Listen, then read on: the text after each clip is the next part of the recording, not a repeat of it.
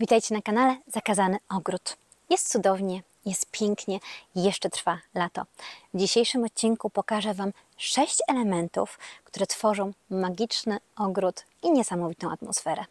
Zapraszam na ten odcinek.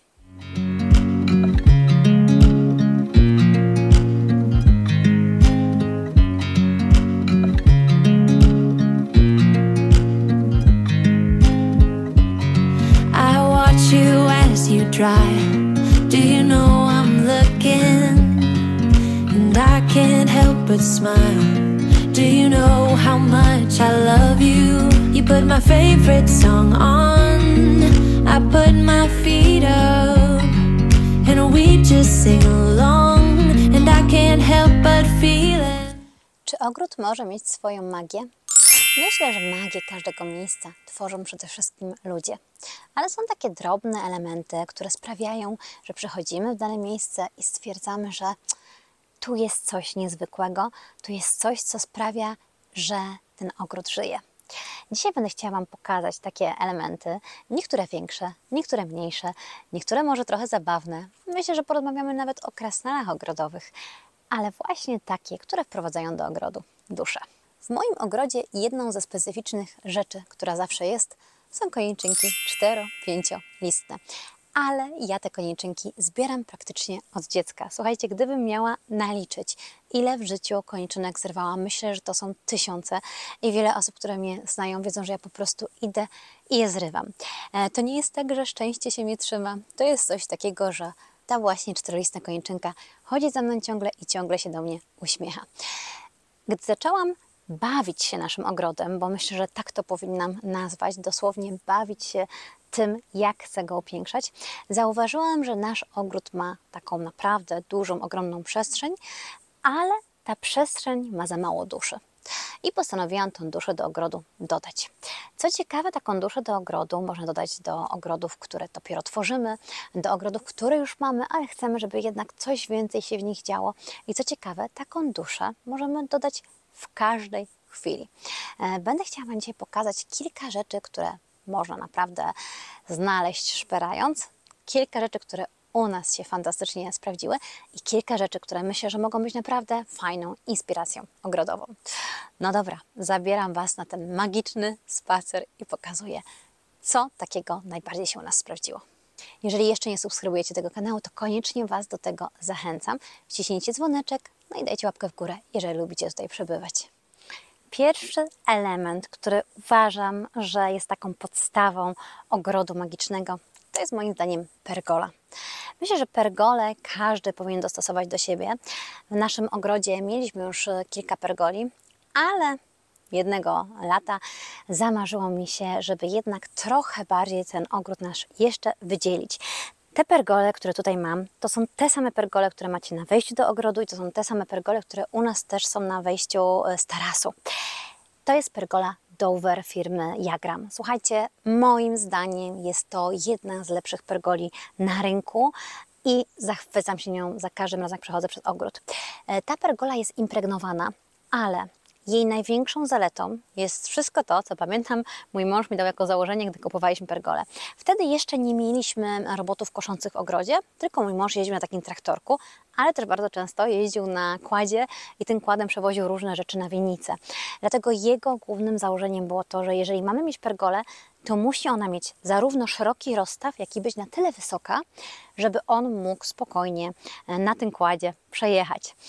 I słuchajcie, ja pomyślałam sobie, że mogę się pożegnać z pergolami, gdzie taką pergolę znajdę, jeżeli już to tylko na zamówienie. I wtedy znalazłam tę pergolę właśnie w firmie Jagram.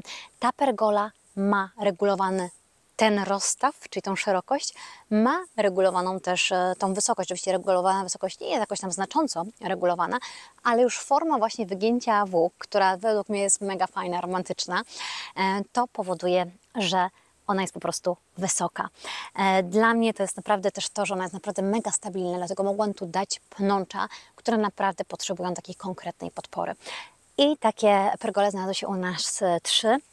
Ja bardzo też starałam się, żeby one pasowały do reszty ogrodu, dlatego później wprowadzając inne dekoracje ogrodowe, też braliśmy je z firmy Jagram, bo one się po prostu fantastycznie uzupełniały, więc mamy też obeliski z firmy Jagram, które też tworzą naprawdę fajny, magiczny taki obraz, taką przestrzeń.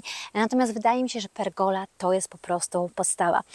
Pergola najpiękniej oczywiście wygląda w momencie, w którym jest cała porośnięta.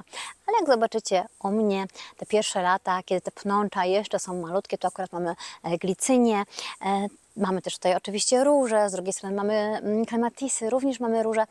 Powiem Wam tak, wbrew pozorom to jest naprawdę fajna róża, bo to jest róża Laguna. Ona ma przepiękny kolor, ale jak widzicie już troszeczkę przekwita miejscami. Jest przepiękny kolor, jest przepiękny zapach, więc wejście przez taką pergolę to jest nie tylko doznanie takie, co jest po drugiej stronie, jak w Alicji Krainie Czarów, ale to jest też doznanie zapachowe. Natomiast póki te roślinki są małe, to jak zauważyliście na tej pergoli przy wejściu na ogród, ja na przykład wykorzystałam dekoracyjnie wiszące donice z supertuniami, które pozwoliły mi już cieszyć się jakby całym takim porośnięciem tej pergoli i już tworzyć fajny efekt. Myślę, że warto naprawdę pergolę nie tylko mieć ku pnączom, ale także na przykład właśnie ku dekoracjom, bo możecie zawiesić na nich jakieś fajne światełka, zresztą na tej pergoli przy wejściu małe właśnie światełka, może na przykład ją owinąć też takimi fajnymi drucikami. Ja mam takie druciki akurat na tarasie i to też tworzy niesamowitą magię. Myślę, że kolejnym uroczym elementem, który tworzy magię w ogrodzie, to jest napis. Słuchajcie, ja bardzo ubolewam, że u nas w kraju nie ma takiej mody na napisy takie żeliwne, a przynajmniej nie ma takiej mody w sklepach i bardzo ciężko kupić takie napisy. Ja mam rodzinę we Francji i moja ciocia po prostu uwielbia zawsze szperać w różnych takich właśnie miejscach z antykami. I ja pamiętam, że tam po prostu znajduje się cudowne stare donice, cudowne różne rzeczy, materiały, no masę pięknych rzeczy. Myślę, że takie napisy pewnie też bez problemu by znalazła.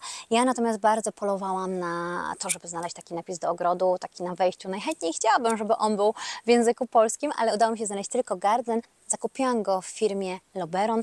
Powiem Wam, że jest tak niesamowicie cudnie wykonany i co mnie cieszy, to jest to, że on cały czas fantastycznie się komponuje na rabatach, zarówno wiosną, zarówno takim pełnym latem, ale jak jest zima, on też niesamowicie wygląda taki właśnie przypruszony z tymi ptaszkami. Z tej samej serii mam też takie tablice z napisem Vegetables and Flowers, zaraz Wam je pokażę. Mój napis zarósł już po prostu totalnie, prawie tak jak mój ogródek warzywny. No nie kryję, że czeka mnie tak naprawdę porządkowanie go, ale to też jest naprawdę taka bardzo fajna tabliczka. Ona jest zrobiona w taki sposób, jakby była postarzana. Ten komplet naprawdę fajnie się opłacał, bo dwie takie tabliczki kosztowały chyba 70 parę złotych, z tego co pamiętam. Jedna właśnie była jako warzywa, druga jako kwiaty. No i znów ubolewam, że nie ma w języku polskim, ale cóż, no. Jeżeli chcemy, to naprawdę chyba tylko można znaleźć takie właśnie angielskojęzyczne. Widziałam dużo też niemieckich często, albo francuskich. Wśród napisów ogrodowych znalazłam też kiedyś taką tabliczkę w TK Maxie. Ona kosztowała w okolicach 20 paru złotych i jest to tabliczka kamienna, więc myślę, że ona sobie spokojnie wytrzyma zimę. Też nie jest po polsku. Myślę, że po polsku można było też pokusić się o to, żeby zrobić swoją tabliczkę. Mi marzyła się taka, naprawdę taki fajny napis, duży, flower garden albo ogród kwiatowy, ale absolutnie nie udało mi się czegoś takiego znaleźć. Natomiast takie elementy, gdy chodzę po ogrodzie, tak wiecie, czytam sobie, myślę, że takie napisy to jest naprawdę coś po prostu mega uroczego, fajnego i też właśnie takiego dodającego więcej duszy do ogrodu. Często niektóre osoby w domach mają różne takie napisy, troszeczkę jakby ich motta, na przykład rodzinne, że w tym domu na przykład kochamy się i tak dalej. Ja w ogrodzie powiem Wam, że właśnie też coś takiego lubię. Myślę, że w moim ogrodzie powinno się takie spersonalizowane motto znaleźć, typu to ogród, nie muzeum. Ja zawsze tak powtarzam, że to jest ogród, nie muzeum, ponieważ w naszym ogrodzie się żyje. Nasz ogród ma chwasty, nasz ogród ma czasami niektóre rośliny niestety pogięte, bo na przykład wpadnie w nie pies, prawda? Albo dzieciaki rzucą piłkę, także to ogród, nie muzeum. Myślę, że u nas by się sprawdziło. Jeżeli ktoś robi takie napisy, to koniecznie dajcie mi znać. Jesteśmy przy altanie. Mam nadzieję, że fajnie tutaj widać, ale to jest właśnie jeden z elementów, bez którego ja też nie wyobrażam sobie właśnie altany, tarasu, czy na przykład ogrodu. To są takie jakby Tu akurat mam lusterka, pokażę Wam zaraz jeszcze inne właśnie takie dekoracje. To są takie dekoracje, które przepięknie rozpraszają światło, ale właśnie tym takim właśnie połyskiem, błyskiem, tym, że właśnie to światło tak fajnie gra, powodują, że naprawdę robi się tak magicznie. To jest takie właśnie koło, zaraz Wam pokażę też księżyce, które akurat już nie są lusterkami, ale ja do takich dekoracji właśnie, powiedziałabym, wiecznych zaliczam także dzwonki wieczne, które również są fantastyczne, również pięknie grają. Zaliczam różnego rodzaju muszle, które można przywieźć z wakacji i też jeszcze mieć fantastyczne wspomnienia, przy których jak popatrzymy, to myślimy, o, przywieźliśmy je z tego miejsca. Więc to są naprawdę takie fajne elementy. Bardzo fajnie też wyglądają różne kolorowe kamyczki, szkiełka, tego typu wiszące rzeczy, moim zdaniem to jest taki must have po prostu w takim magicznym ogrodzie. Znów jesteśmy przy naszej ukochanej pergoli, którą też widzicie na wejściu do ogrodu. Tutaj już pnie się Clematis montana. Nie mogłam w tym roku się oprzeć. Zakupiłam ten Clematis, on już bardzo wysoko wyrasta, natomiast będzie kwitnąć dopiero w przyszłym roku. Ale zobaczcie na to. To są takie elementy, które może nie każdy lubi. Myślę, że te ogrodowe właśnie smaczki trzeba dobrać naprawdę do siebie. Ale dla mnie to są takie elementy, które tworzą naprawdę taką fajną magię. Tu akurat mamy księżyc w pełni, mamy też takie właśnie dzwoneczki. One nie są głośne, to nie jest głośny dźwięk, to jest bardzo delikatne wrzęczenie nawet na wietrze, ale ja wchodząc do ogrodu już się cieszę, że taki element właśnie się znajduje i zwracam na to uwagę. Oczywiście tego typu elementy na zimę ściągam. Być może one nawet by wytrwały jakoś fajnie przez zimę, ale jednak na tyle się boję, na tyle są dla mnie takie fajne smaczki, że wolę je ściągnąć. Akurat te właśnie wiszące elementy, zarówno ten, jak i lusterka, które już Wam pokazywałam, kupiłam w TK Maxxie i naprawdę bardzo często można je tam upolować. Pokazywałam Wam przed chwileczką pergolę, mówiłam o elementach drewnianych, które naprawdę potrafią się fajnie uzupełniać, więc tu mam kolejne dekoracje z firmy Jagram. To są obeliski. Tu jest rabata, która, już mówiłam Wam w jednym filmie, ma dopiero pierwszy rok.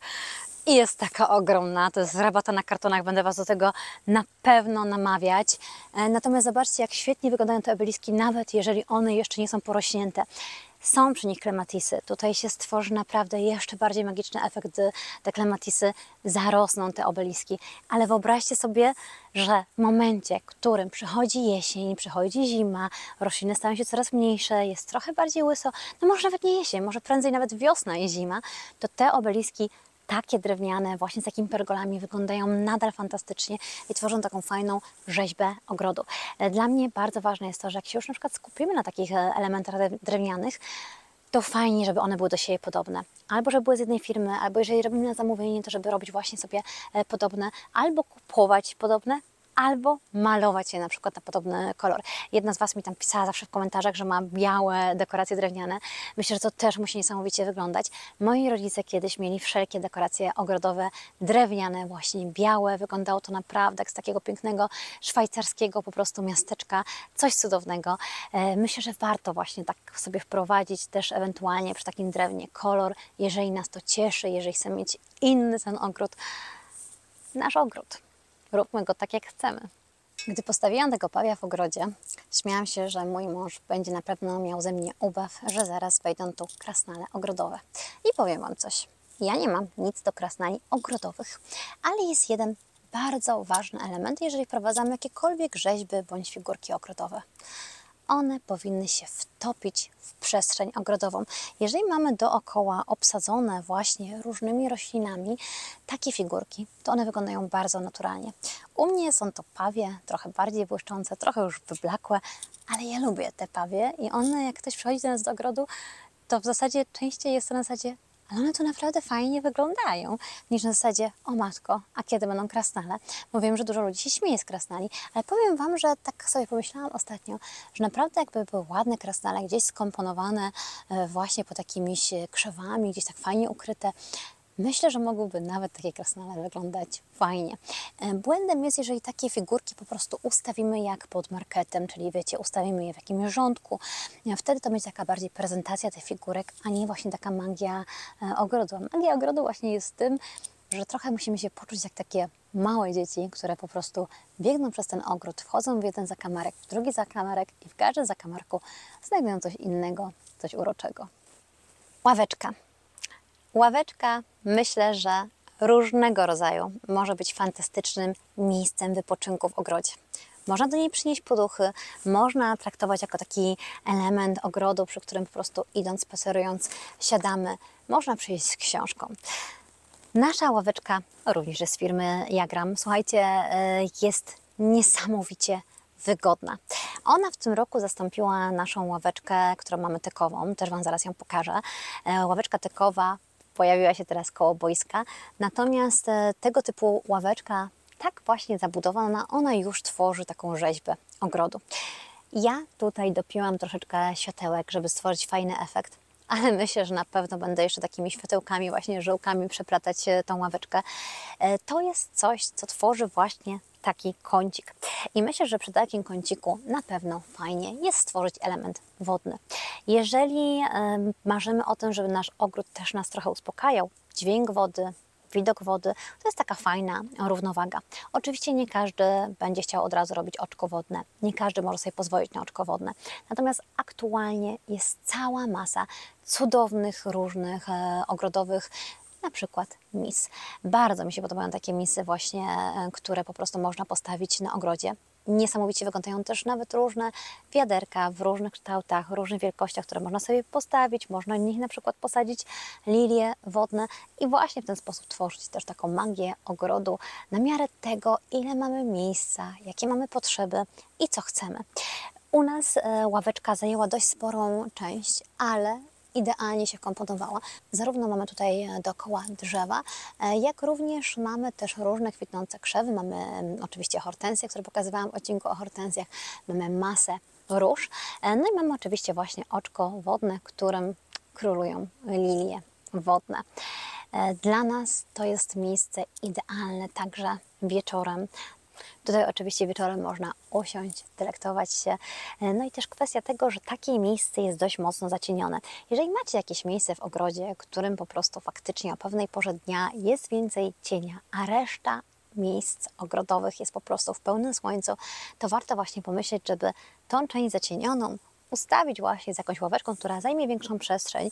Dookoła niej będzie można dać na przykład jakieś iglaki, a tym samym tu, gdzie już pada słońce, dać kwitnące rośliny i z tej ławeczki właśnie je podziwiać. I właśnie tu znajduje się teraz nasza tekowa ławeczka.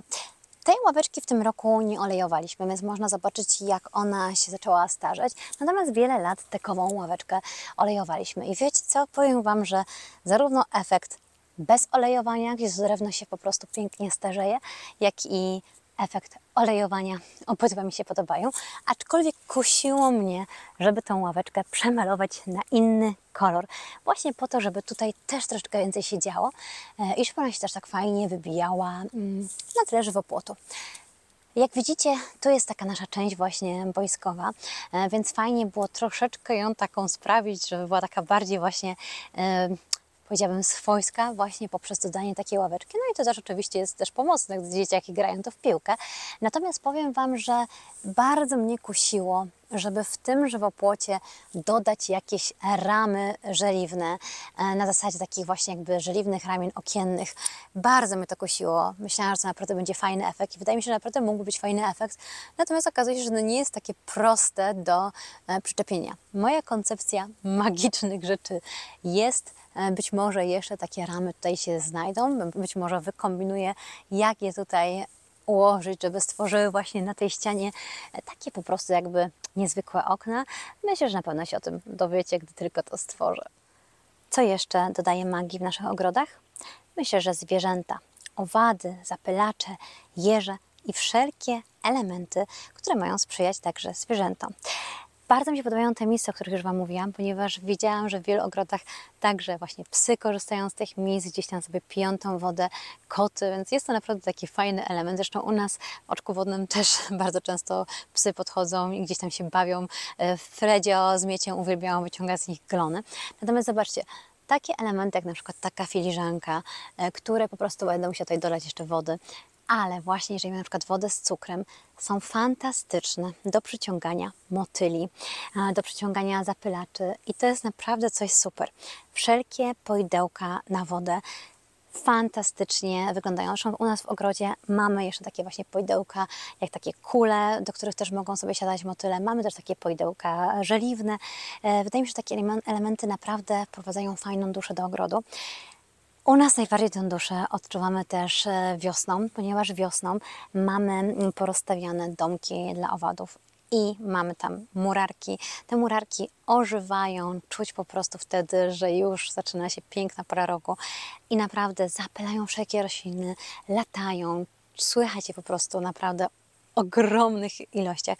Jeżeli nie macie murarek w ogrodzie, na pewno Wam je polecam, bo w zasadzie to jest naprawdę coś super. Zamawia się po prostu kokony, które trzyma się w lodówce, w pudełeczkach.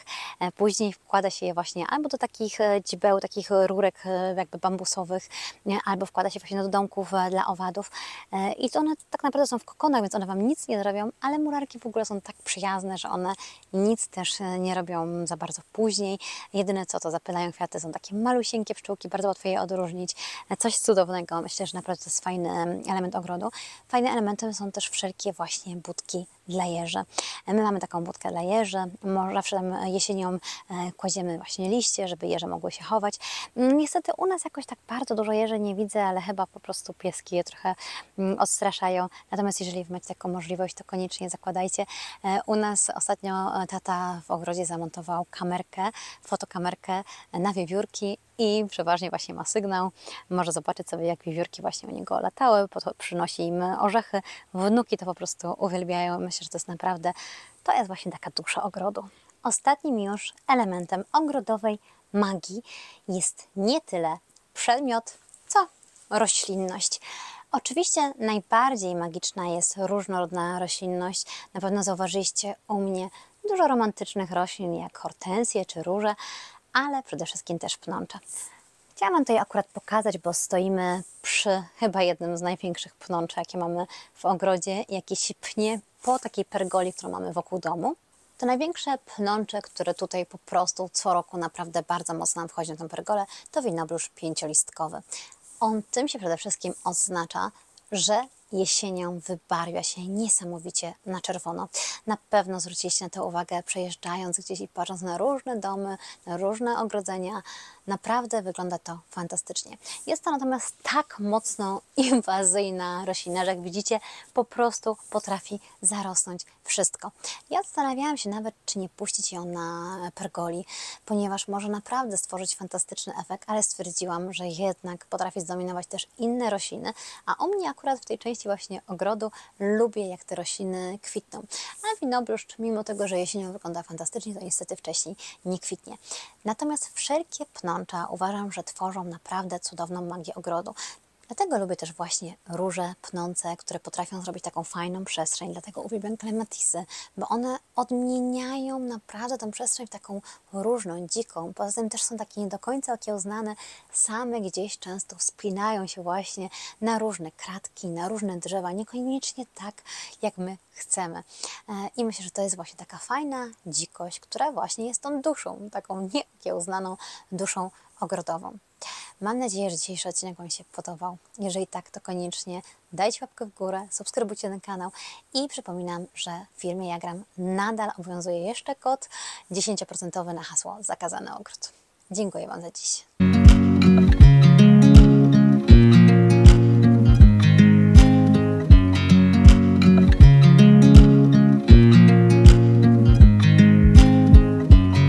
I watch you as you drive. Do you know I'm looking? And I can't help but smile. Do you know how much I love you? You put my favorite song on, I put my feet up, and we just sing along. And I can't help but feel